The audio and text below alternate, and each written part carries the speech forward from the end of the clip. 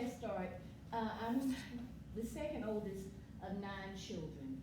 So, you know, when you're in a family that large, your interest is not normally with children because you're surrounded by children.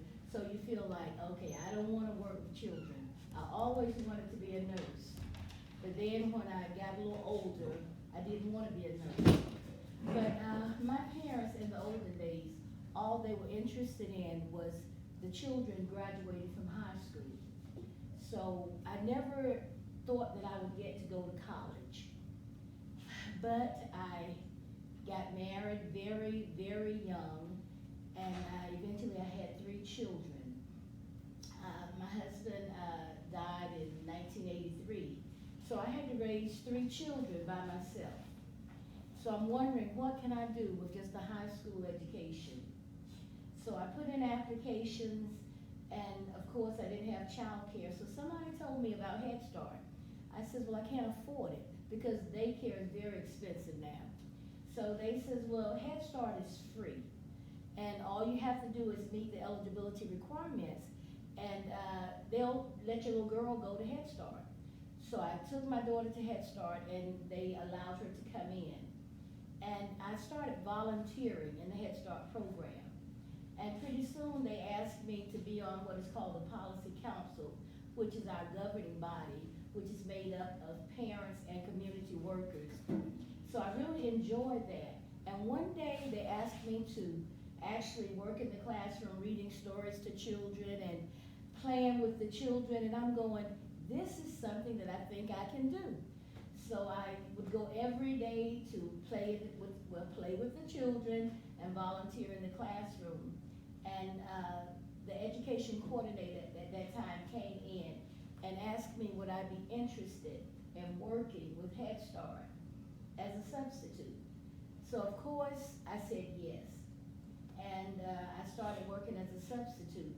And she says, you work really good with children, you have a passion for children, you appear to love children. Would you like to get your CBA?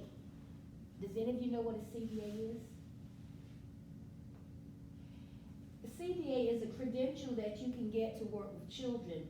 It's a Child Development Associates, and you can get it through Washington, one of the divisions in Washington, the same office where the NAUIC board is. And it took me about a year to get my CBA. I had to do a portfolio. I had to discuss all of the learning domains. But eventually I got my CBA. And remember, I was just a volunteer. A substitute. Not making much money, but at least I was working and still taking care of my 3 children. One day they asked me, would you like to be a teacher assistant?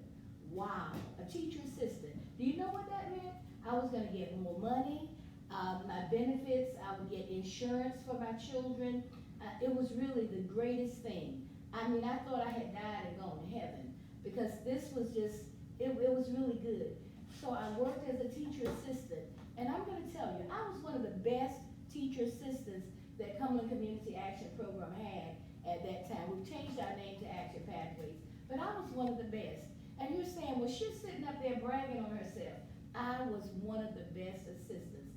I arrived to work on time. I stayed later if I needed to. I interacted with the children. I engaged with the parents. I went on home visits. I even got my CDL and drove the bus. So I was one of the best teacher assistants. How did I know that? Because my ed coordinator came to me and she asked me, would you like to go to school to get your associate's degree? I'm going, wow. So she says, I'll tell you what you need to do. Actually took me to Fayetteville Tech. Fayetteville was Fayetteville Community College back then. Took me to Fayetteville Tech, got me enrolled in the associate's degree program in the early childhood. And I'm thinking, I wasn't a teenager. I was in my late 30s. And I'm thinking, I don't think I can do this. In the first place, when I was in school, I didn't really care for school that much, and I didn't do my best. But when I went to Fayetteville Tech, I felt like I'm gonna be the best student out here. And believe it or not, I went to Fayetteville Tech, graduated with honors, got on the dean's list. because I love the field that I was in, early childhood education. And I graduated from there 2 years, and they asked me, would you like to be a teacher with Head Start? So I was gradually moving up. Why? Because I took the initiative to do a good job. Everywhere they put me, every position, I did a very good job. And I'm gonna skip a lot, but after that, I was a teacher, and they put me over my center. And every time the daycare consultants, are you all familiar with the North Carolina Division of Child Development and Early Education? It's located in Raleigh, but all child care centers, Head Start centers, NC Pre-K centers are regulated by the rules of the North Carolina Division of Child Development and Early Education. They come in twice a year, unannounced visits, and they inspect the centers to see if you're doing everything that you're supposed to do.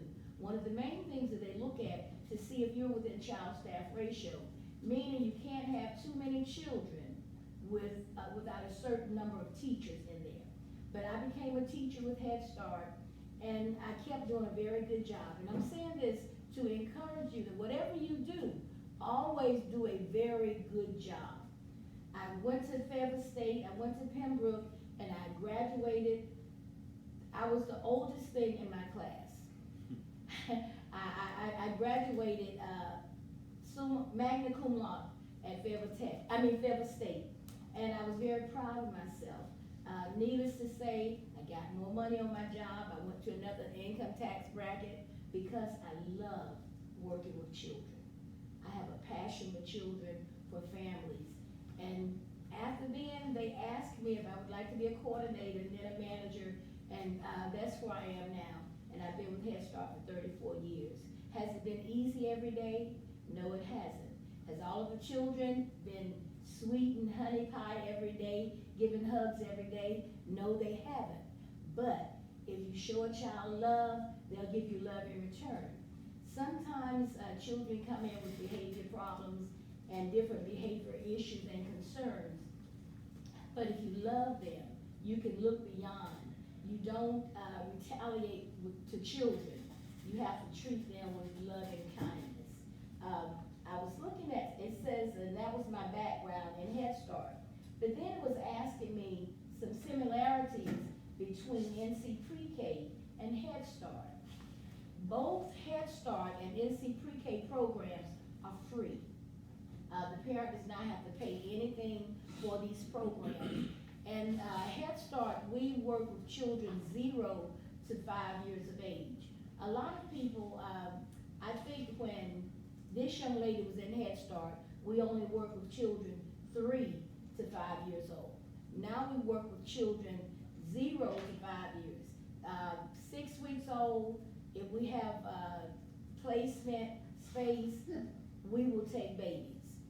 And not only that, if they're pregnant girls in their second trimester, we take 10 pregnant teenagers or pregnant moms every year, and we put that mom on our waiting list.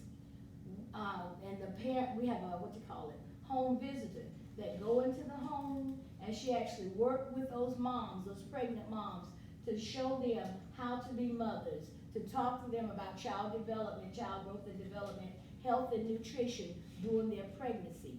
After the baby is born, then the baby takes a slot in a Head Start classroom, and they get other pregnant moms to work with them. In the Head Start program in Cumberland County, we service about 1,000 children. When I started working there, we had, I think, about 200 children, but now we have 1,000. We also have a unique program. We just received a grant from the federal government where we can actually go into a private daycare center that's maybe a 1-star, 2-star, or maybe 3 stars. Are you all familiar with the star rating system? No. Okay. All right. The daycare consultants come into your centers and they do an assessment, and it's called ITERS or ECHRS. It's an early childhood environmental rating scale. And when they come in there, my teachers, when they know they're coming, my teachers really, really freak out. because they're thinking, what if I don't do this right? What if I don't do that right? If you're in the classroom with the children and the children sneeze, what do you think you're supposed to do? Wash your hands. You're supposed to wash their hands and you're supposed to wash your hands. If the child sneezes 10 times a day, if the child is playing in the sand and comes out of the sand table, you gotta wash your hands. If the child gets ready to eat, you gotta wash your hands. If they go outside to come back in, you gotta wash your hands. If there's a trash can there and you reach to the lid and open it up and don't wash your hands, they're gonna gig you for that. If they go in the classroom and you have 4-year-old children and you have 10 children in that classroom and it's only one teacher in that classroom, they're gonna gig you for that because you're out of child-staff ratio. The child-staff ratio, what do you think the child-staff ratio is for 4-year-old children? I mean, how many adults should there be? I think it should be like 2 adults every 3 children, right? Wow, don't I wish?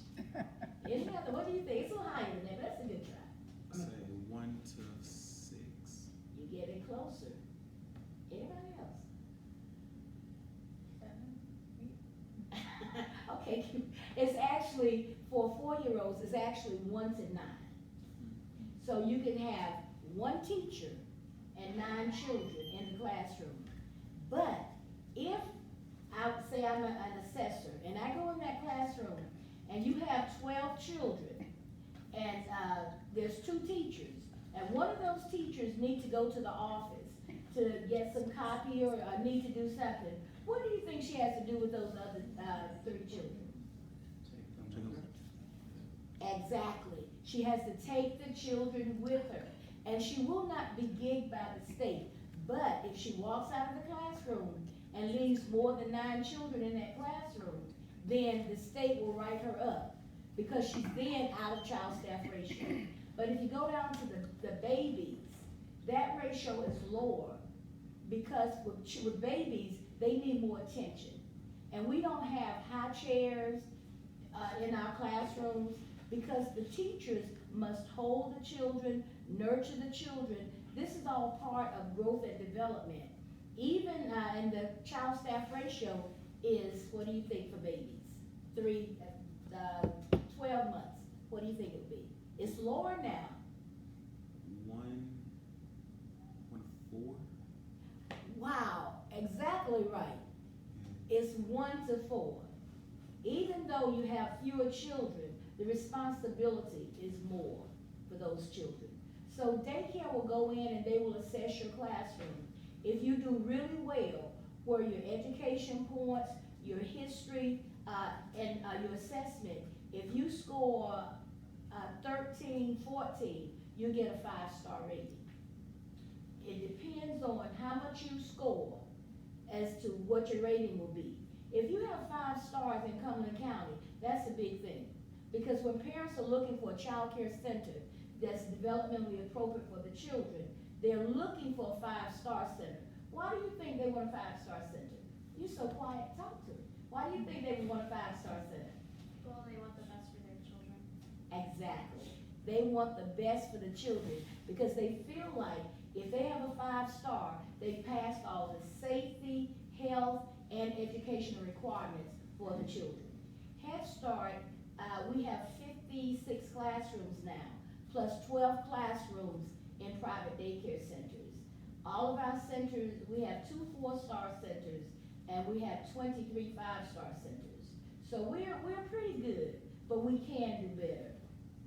Any questions? What was that called? You said child to teacher ratio? Child staff ratio. Child staff ratio. Any other questions? What's your waiting list? Wow. The waiting list for Head Start is very long for early. And the reason it's so long for early is because in private child care centers, it costs almost double to take care of a baby than it would a preschool child. So once these babies get in Head Start, the parents will not take them out.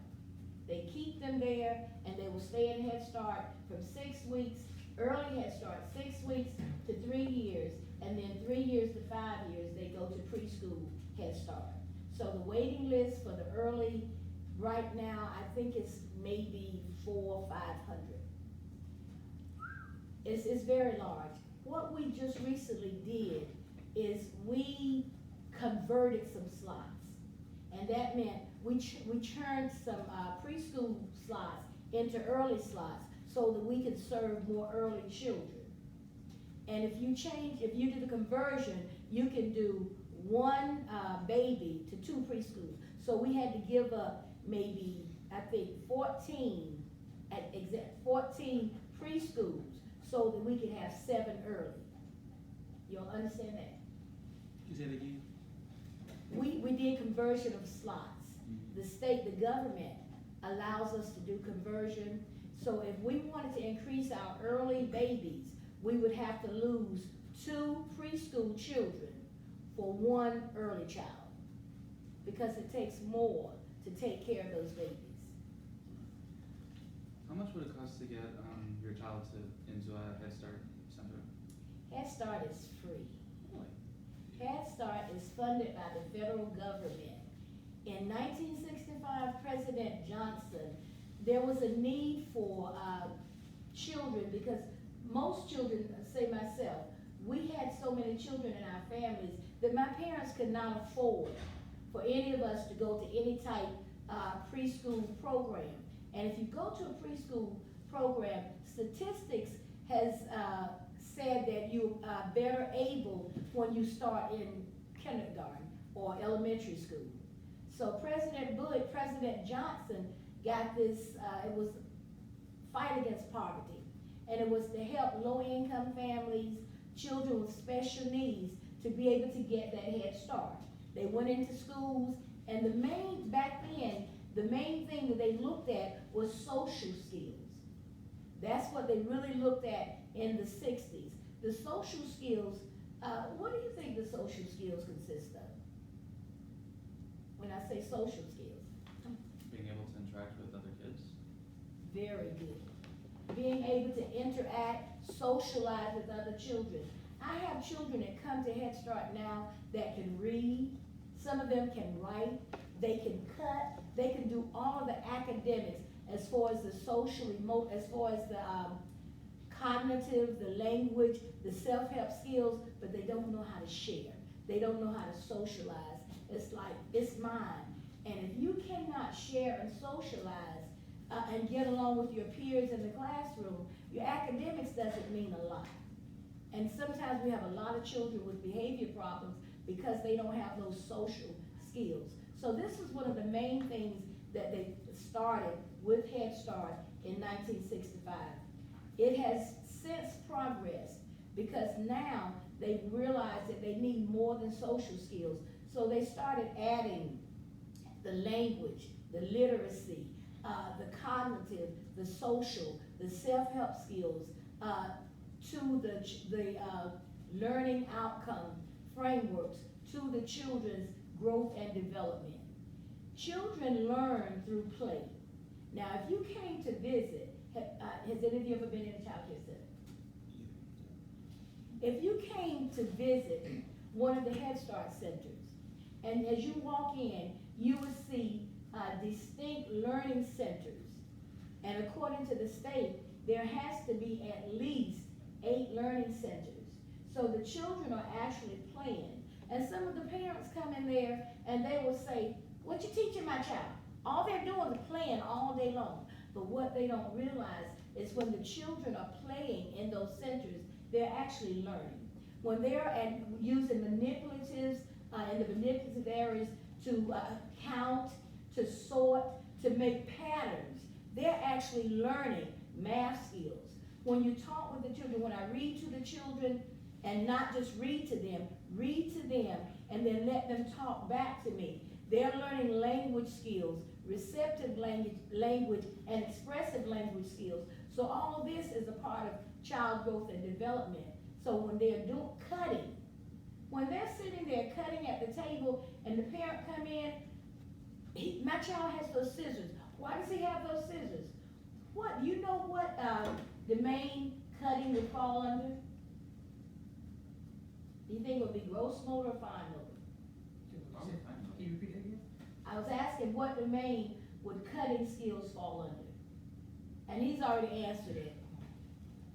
fine motor. Fine motor skills, because you're using your fine motors. And then if I had a child that I asked to jump, to run, to skip, to play duck, duck, goose, ring around the roses, using his legs, what skills are those? Those are motor skills. Gross motor skills. Those are using those large muscle skills.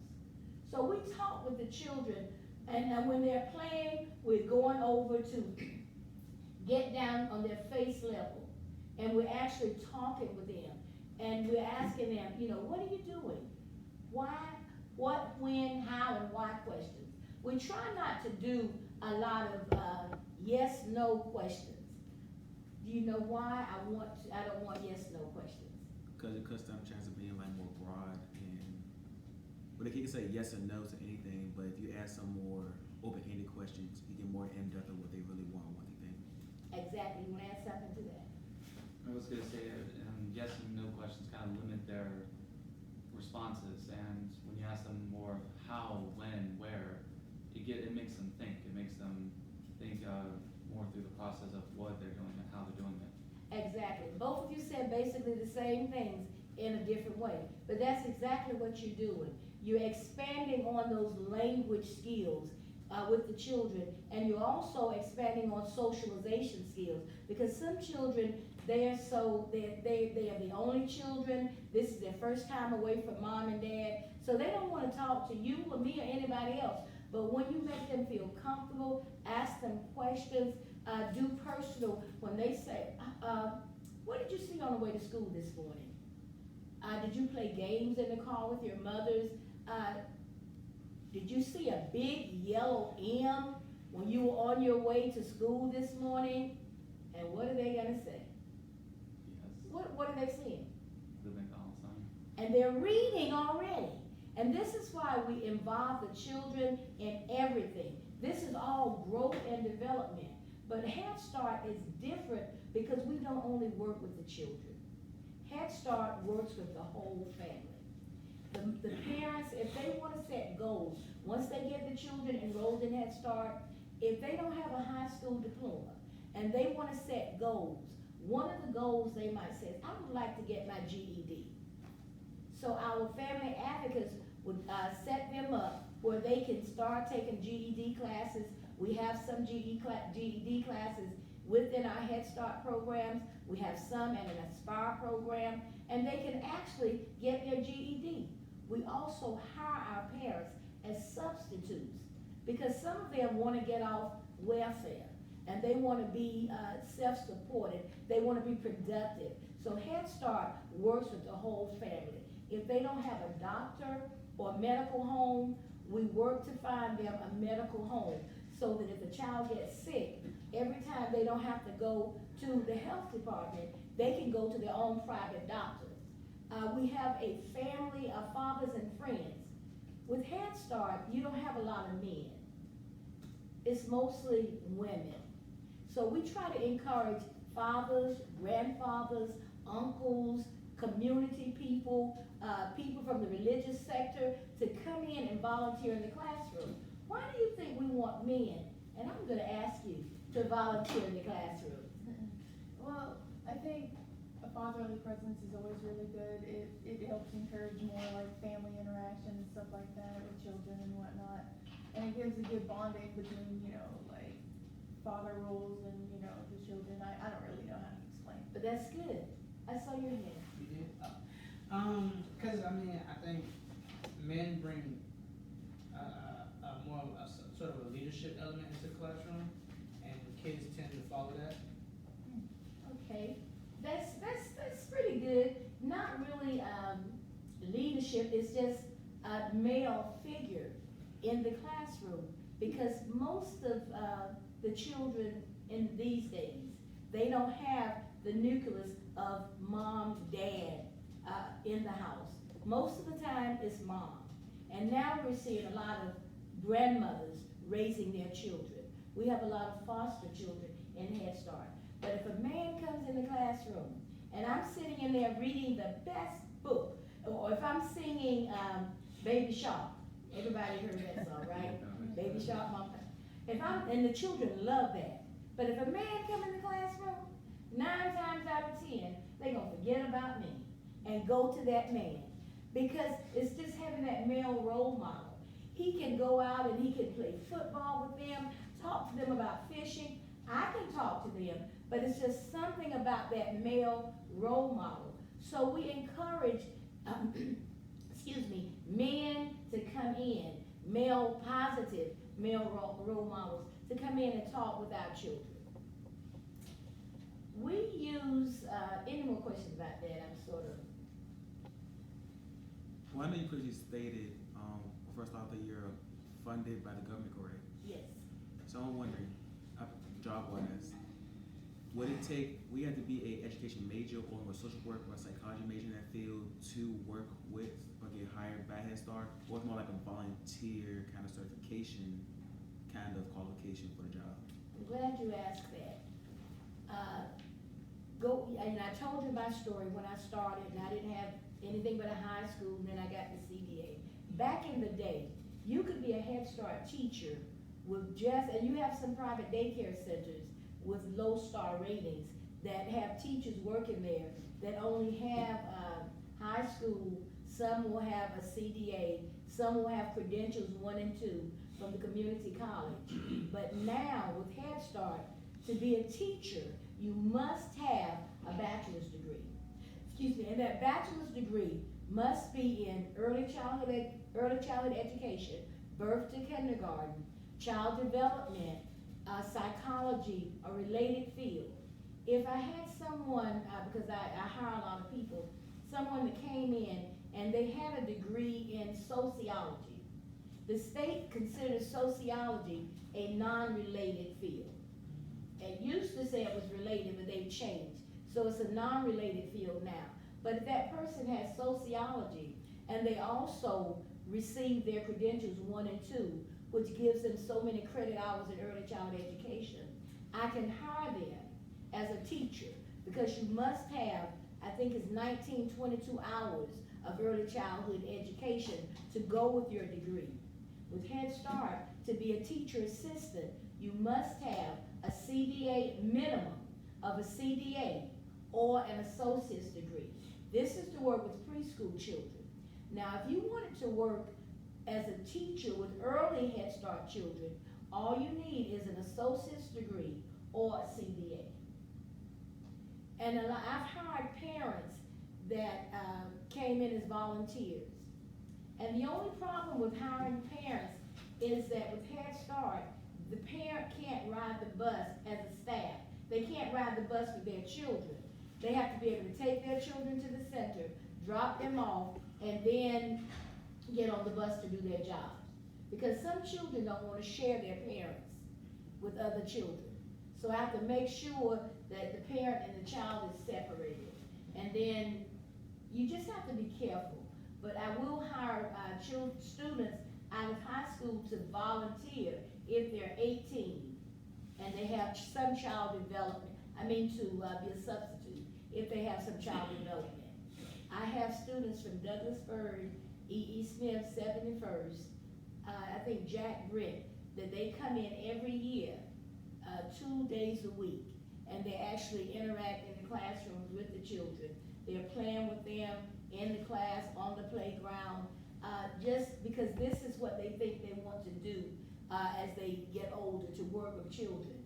Some of them leave me in the spring and say, Miss Kelly, I changed my mind. I don't think I want to work with children. And then some of them, we actually have hired them after they've gone to school, got their degree. Because Head Start is all about the community, it's all about helping people to rise out of the poverty situation. And we get about $6 million per year to operate the Head Start program. But when you look at 250 employees that we have, and we furnish health benefits,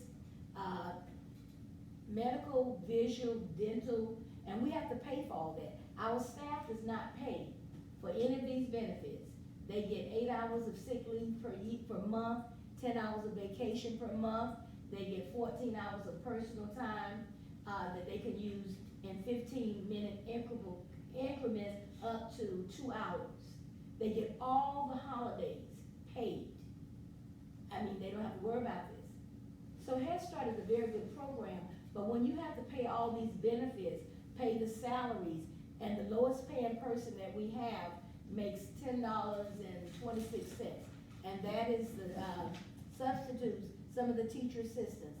As our staff increase their education, their salary increases. If they get their SP2 license from the state, which is required in our NC Pre-K classrooms, then they get more money. We have in Head Start 18 NC Pre-K classrooms. And a lot of people say, well, isn't that double dipping to have Head Start funds and NC Pre-K funds? NC Pre-K is funded by the state of North Carolina, and Head Start is funded by the federal government. And when Governor Hunt started this initiative, No Child Left Behind, he wanted to ensure that every child, every eligible child in North Carolina have access to a preschool program. So it used to be Ward 4, and then it changed to NC Pre-K. The one thing, and don't y'all tell anybody I said it. The one thing that I dislike about that they're doing is that Head Start staff and NC Pre-K staff working with 4-year-old children must get an SP2 license. So once they've gotten their degree, and they've got to go back to school and take more classes, they have to have a mentor and an evaluator to come in sometimes monthly to work with them on getting this license. If they don't get it within 5 years, they cannot work in an NC Pre-K classroom. And my thought is that if you've gone to college to get your birth to kindergarten, your child development degree, your early childhood degree, and you should be able to work with preschool children without the license. I'm just saying this. Don't let it affect you, you know. But, and I think because every time I get my teachers with the SP2 license, can you guess what happens? They get the license. What do you think happens to them? The school system teachers require SP2 license. The school system has a better retirement plan than we have. So every time, it never fails, that I have a teacher that submits their SP2 license, we give them more money. Probably within a few months, they submit their resignation. And where do you think they're going? To the school system. Yes. So, for example, I have a granddaughter, excuse me, at Margaret Willis in the pre-K. So that is part of she's in the pre-K program, 4-year-old program at Margaret Willis. Is that part of your Head Start. Head Start? No, that's not part. NC Pre-K classes are located in Cumberland County Schools. Patricia Eaton is over the NC Pre-K with Cumberland County Schools. They're in the majority of the private daycare centers that are 5 stars in Cumberland County, they have NC Pre-K program. Head Start has NC Pre-K program. The state will pay private daycare centers over $500, almost $500 per child per month. So if you have 18 children in your class and they're NC Pre-K, you're gonna get $500 per child. And that's a lot of money. And it helps private daycare centers because they're in it for profit. Head Start is not. When you're in it for profit, you depend on what people pay you. Cumberland County Schools get so much per child. Head Start doesn't get as much as they get because of our funding, but we get about $360, $70 per child. But that's still a lot of money you can get almost $1 million with just having NC Pre. We have 376 NC Pre-K students with Head Start. And you multiply that times the 300 and some dollars per month, that's a pretty penny. And it helps us to be able to get developmentally appropriate toys, make our buildings nice, also give the teachers a little extra money.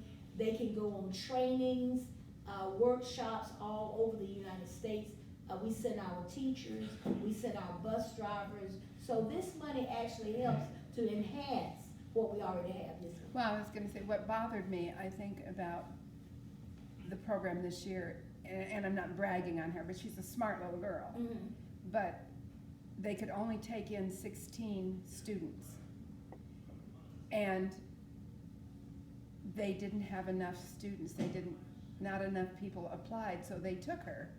You know, even though she doesn't really need, I shouldn't say she doesn't need to be in preschool, it's good for her. Mhm. But I felt that it could benefit somebody else much more, because she gets a lot of reading with people and interaction that I know there are students out there, and so it bothered me that there would be parents that would not take advantage of that, you know. You would be surprised, and it's sad to say that there are parents that think more about themselves than they do about the children.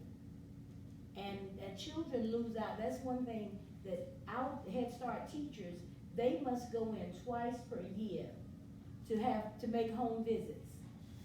Go into the families' homes and talk to the parents about the child's progress.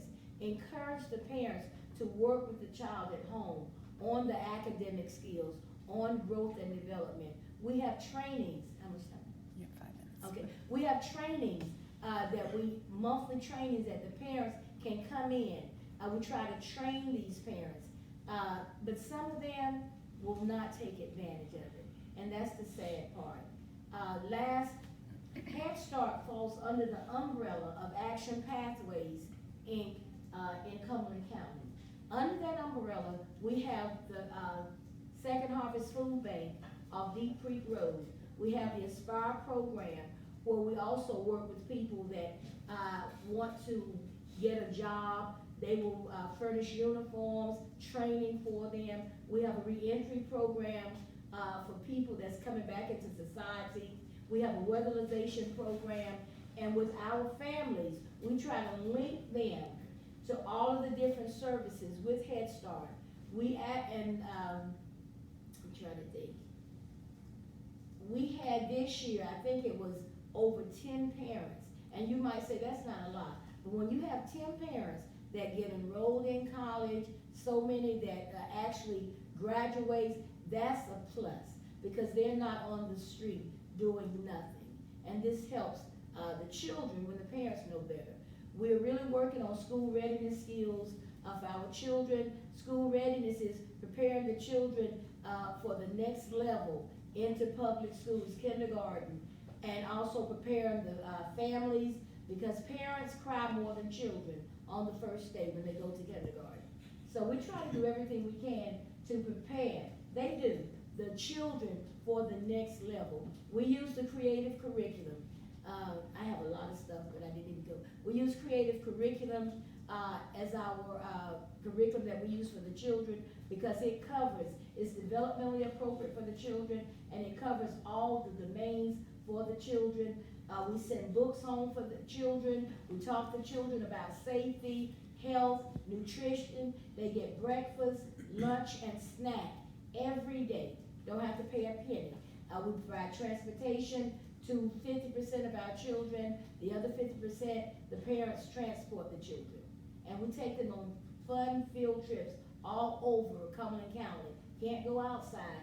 Our staff go on trainings all over the United States. I just came back from Puerto Rico, Head Start over there. So they pay for us to have this training, and we come back and share it with the other teachers, with the parents, and with our community partners. I do a training on emergency preparedness. I had to go through the state to know how to do this, because I might go into the center and pull that alarm.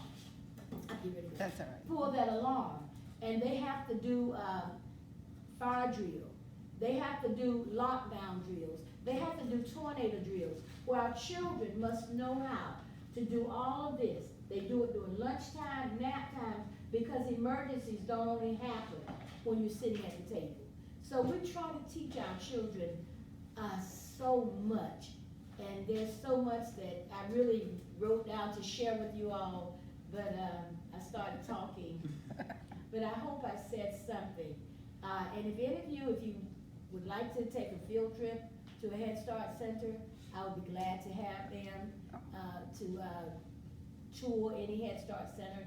The closest one, well, I have River Commons, Bragg Boulevard, Yadkin Road, and I would be glad to have them Oh, come in if you would like for them, to take a field trip there.